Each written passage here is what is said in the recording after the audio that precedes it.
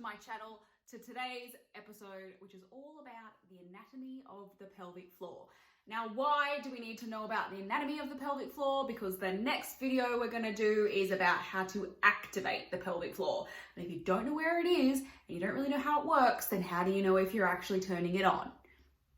Stay tuned for next week if you're interested in that video. Now, the pelvic floor, a lot of my clients come in, they tell me they've got incontinence, and I say, cool, do you know where your pelvic floor is? And they say, no, I know that it's inside somewhere, no idea where. So let's briefly touch on where. Now, your pelvis is the bony structure at the bottom of your spine, and it's where your tailbone is and your pubic bone is. So, well, that's part of your pelvis. So your pelvic floor actually sits at the bottom of your pelvis, like inside, going from the pubic bone all the way back to the tailbone, and it spans across to each side of the hips and basically sits up there like a hammock.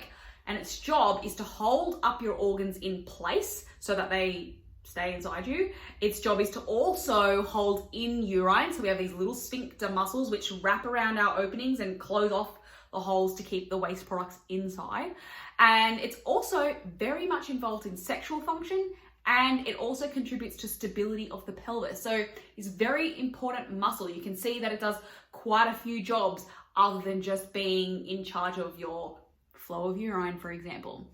So now that we know where it is, let's talk about what might happen if it's not working properly. So basically, the most common thing that we know about is incontinence, which is what we're actually going to talk about today.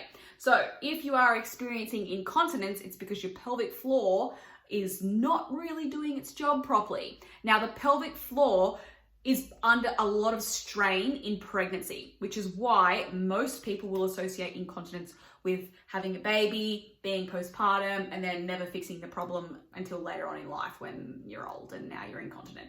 So basically, that's not the only reason why your pelvic floor would be dysfunctioning. There's a lot of other reasons, but because most of us here are pregnant and postpartum, we're going to talk about that.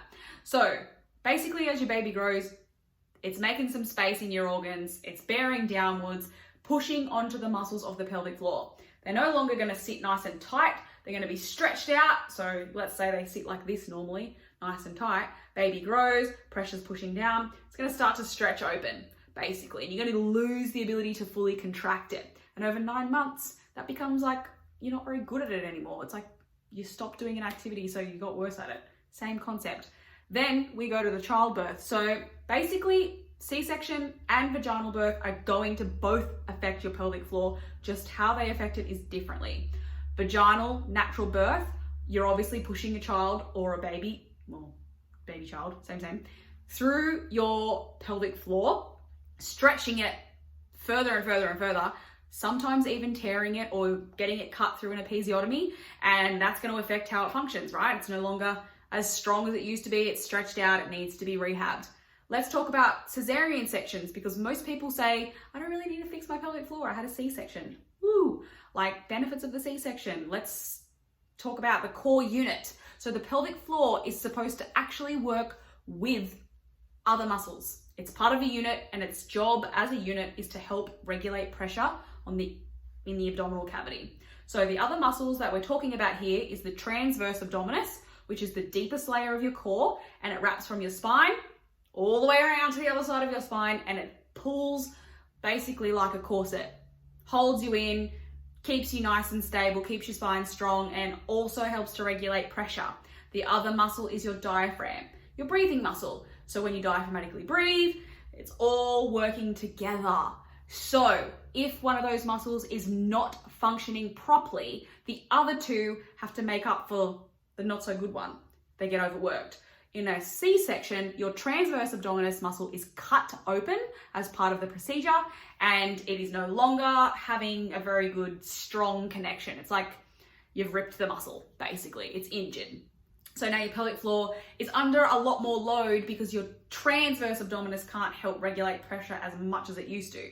Now, the pressure regulation is the most important part here, because if your pelvic floor can't actually hold up against the amount of pressure in that core unit, then it's not going to do its job properly. So it's going to basically turn off and urine is going to come out.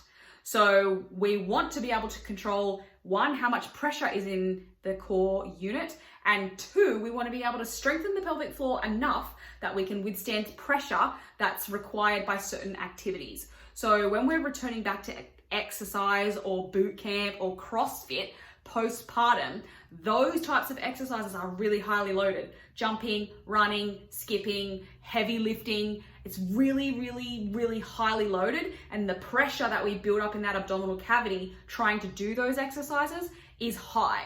And if the pelvic floor hasn't been worked properly and it's not strong enough to hold up against that same pressure, that's where we're in trouble. So we need to go back to step one, learn how to activate the pelvic floor, work it back into that core unit, and then progress into functional movement, and then start to load.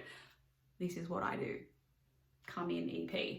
So this is why postpartum return to exercise needs to be graded in a sense of reconnecting with your core first, because sometimes you won't even know the symptoms of incontinence are actually there until you start loading when you're in the exercise class or the boot camp or the CrossFit session and you're like, did I just wait, I haven't had these symptoms before.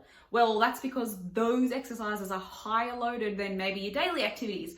However, you also may experience those incontinence symptoms lifting out your baby, carrying baby items, or pushing strollers, because those are all increases in load, building up intra-abdominal pressure, which is pressure in your abdominal cavity, and pelvic floor can't do its job. So basically what I'm trying to say here is learn the anatomy, reconnect with your pelvic floor and your core, build into functional movement, and then you can start loading later. So next week's video is going to be on how to activate the pelvic floor, because that's step one. So we're going to do that, and I'm going to help you and explain it to you by the virtual world. So hopefully now you know where your pelvic floor is and why it's important, and leave you for some thought before next week when we learn how to switch it on.